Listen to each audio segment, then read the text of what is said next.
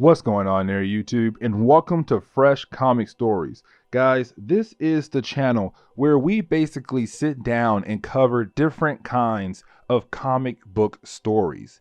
Now, guys, today we are going to jump back over to Marvel and we're going to wrap up the Secret Wars 1984 event today.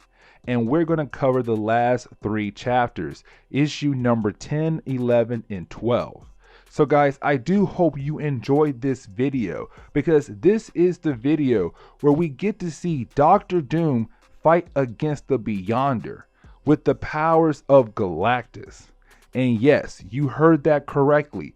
Dr. Doom will use the powers of Galactus to fight against the Beyonder. And honestly, it's a pretty decent fight to me personally. So guys, I do hope you enjoyed this video, and if you do, please hit that like button down below and also subscribe for more comic book videos in the near future. Also, any suggestions on books I should read, well, please let me know in the comments below. But guys, let's dive into the last 3 chapters of Secret Wars. I do hope you enjoy. So today's video picks up where our last video left off at, where we now see the heroes watching Galactus begin the process of devouring the planet. But right when they see the energy surround them and they believe to be the end of the world, that is when everything stops. Nothing is happening and they realize that the energy is being flown back into the base of the heroes. And so you have Captain America send in Captain Marvel to go find out what is happening. But then you see Captain Marvel walk inside only to find Dr. Doom has broken out of his cell that he was locked up in one of our earlier videos. But she comes to find out that he had built some device to absorb the energy of Galactus, where now Dr. Doom is basically as strong as Galactus now, but he does sense Captain Marvel is in the room and he basically freezes her in place.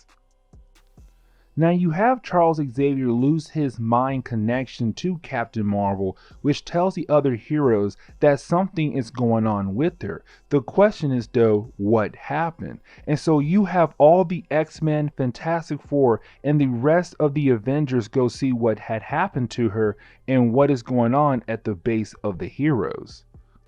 Now when the heroes get there, Dr. Doom leaves the building, so the heroes only find an empty base. But when the heroes start to look around the place to see what had happened, the whole planet starts to break apart. It feels like the planet is about to fall apart completely. The reason why is because you have Dr. Doom using the energy he absorbed from Galactus to try to gain the powers of the Beyonder. Now we do get the chance to see the battle between Dr. Doom and the Beyonder, which it does seem like the Beyonder is wiping the floor with Dr. Doom. But you do have Dr. Doom use his powers as a way to send an astral version of himself asking the heroes to help him. Whoever does will gain powers after he defeats the Beyonder. Magneto at first about to agree with Dr. Doom to go help him, but then he gets stopped by the other heroes. Now we jump forward and watch the Beyonder actually defeat Dr. Doom, but then we watch the Beyonder begin to read the mind of Dr. Doom to learn more about his origin.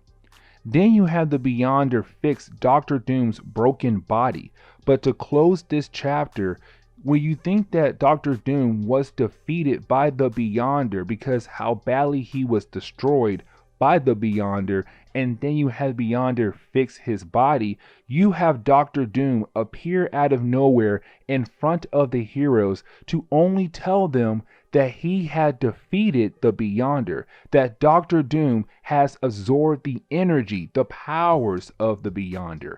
And so right now, Dr. Doom is basically a god.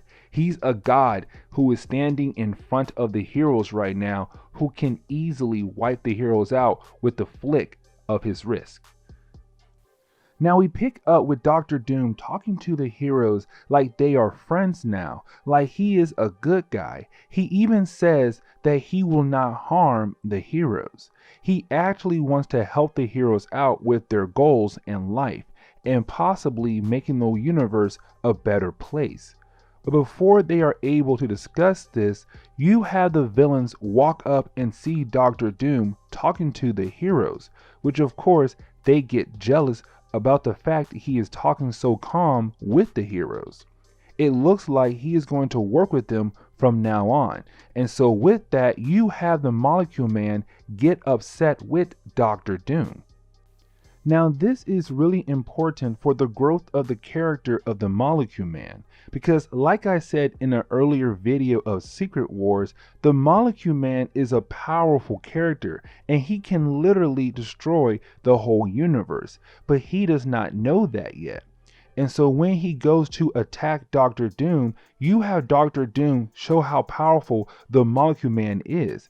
And then you have the Molecule Man stop his attack, which leads him to go talk to the rest of the villains and tells them that it is time for them to go home, but also says that he is the most powerful being in the universe besides Dr. Doom right now. Now, after the conversation of Dr. Doom and the Molecule Man, Dr. Doom disappears, and you have the heroes and the villains go their separate ways, where you have the heroes go back to their base to figure out what to do with Dr. Doom and about the other villains. But this section of the story, we get a glimpse of how powerful the Molecule Man truly is, because the villain goes back to Denver, which, if you guys remember, Denver became part of the planet the Beyonder made in the beginning of this event. But you have the Molecule Man take the villains back to Denver. Then he actually uses his powers to take Denver off this planet, to travel across space and to take it back to Earth. Once again, guys, this is to show how powerful the Molecule Man truly is in the Marvel Universe. Now we do jump back over to the heroes, where we pick up with Hulk sleepwalking through the base of the heroes. Now this is not really him sleepwalking. It is more of something has taken over his body and making him walk through the base of the heroes to a certain room. Now you have Spider-Woman try to stop him so she can get the rest of the heroes, but that is when you have this strange light leave the body of the Hulk and then go to Spider-Woman, which this light was the thing that was controlling the Hulk, which is now controlling Spider-Woman, and it forces her to walk towards the room Dr. Doom used Claw in to absorb the powers of Galactus. And so it means whatever is controlling Spider-Woman is trying to use Claw like Dr. Doom. But then some strange flash happens and frees Spider-Woman from the mind control. But after being freed, all the heroes see a message on the wall that Dr. Doom left, which is him inviting the heroes to his base. Now we do pick up with the heroes arriving to the location of the base of Dr. Doom. Now this is more of Dr. Doom showing how powerful he has become with the powers of the Beyonder. Now remember, Kang the Conqueror was killed back in the beginning of this event, and so you have Dr. Doom bring him back from the dead, which is huge enough right there. Then send Kang the Conqueror back to the time where he came from, which again showing how powerful Dr. Doom has become.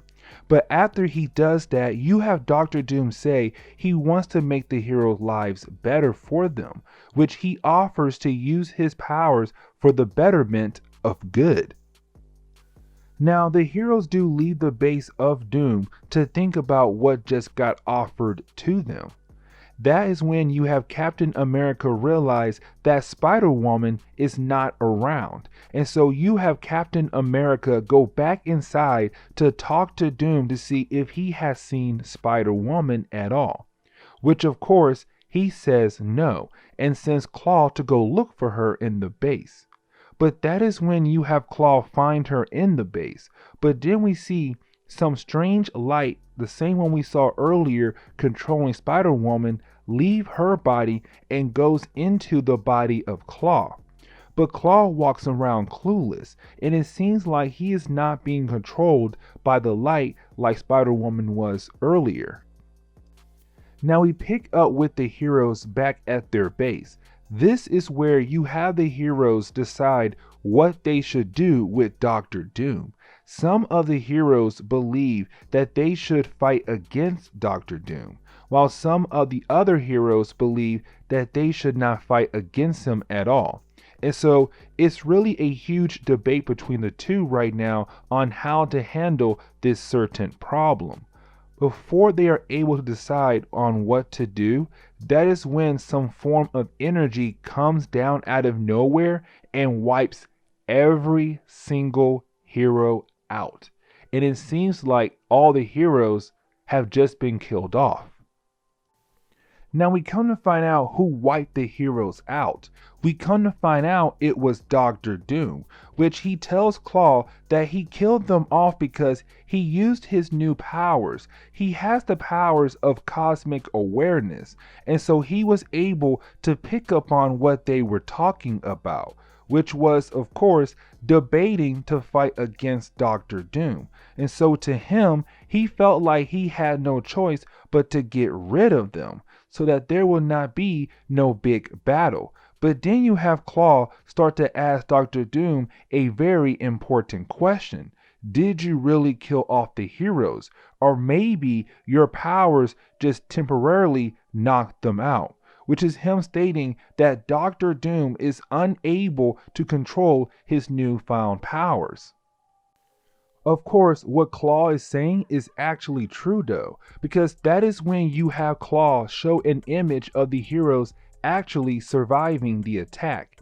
It started with Colossus, and then he took Reed Richards to the village healer from one of our earlier videos, which after she heals Reed Richards, he used the alien technology to help heal the other heroes up quickly, which is Claw saying that the heroes will be here soon to fight against Dr. Doom. Now at first, Dr. Doom does not believe it at all, that his powers are not completely out of control, which then he finds out that Claw is right. The heroes are not dead, and they appear in the base of Doom to fight against him. Now you have Dr. Doom realize that his powers are going out of control, and so he gives a fraction of his powers over to Claw to use to fight against the heroes. He wants Claw to go out there so that he'll be able to control his powers once again, which of course Claw does go out there and uses his new powers to create different forms of monsters to stop the heroes. Now, we do get a few pages of the heroes fighting against the monsters that Claw made, which is honestly, it's pretty cool to see them fight against the monsters. But the fight does get wrapped up with Captain America knocking out Claw and the monsters go away. But after Captain America leaves Claw to go inside to find Dr. Doom, we see that Claw was faking it, that he was not really knocked out. He wanted Captain America to get inside the base. Now, this is the most important part of the storyline, because when Captain America makes it inside, you have Dr. Doom keep blasting Captain America to the point he dies over and over again. But somehow he keeps coming back to life over and over again. And so with that being said, you have Dr. Doom realize that his powers are going out of control to the point where he is slowly changing the universe. But that is when we come to find out that this whole time, Claw was being mind controlled by the Beyonder. The light we saw earlier that was controlling the Hulk and Spider-Woman was the Beyonder. The Beyonder was waiting for the right time for Doom powers to go out of control so that he can regain his powers, which of course means right now. But after regaining his powers, Dr. Doom, the Beyonder, and Claw, they all disappear. Now, after all of that had happened, you have the heroes realize something, that they have won the battle. They have won the war because all the villains are gone now. Galactus, Dr. Doom, the Beyonder, Claw, they all disappeared in a blink of a flash. But then the rest of the villains, well, they're traveling with the Molecule Man throughout space right now to head back to Earth. And so on this planet that the Beyonder made, the only people are left right now are the heroes. The heroes won the battle. But now you have the heroes wondering how in the world are they going to get back home. And so you have Reed Richards make some device to get the heroes back home to Earth.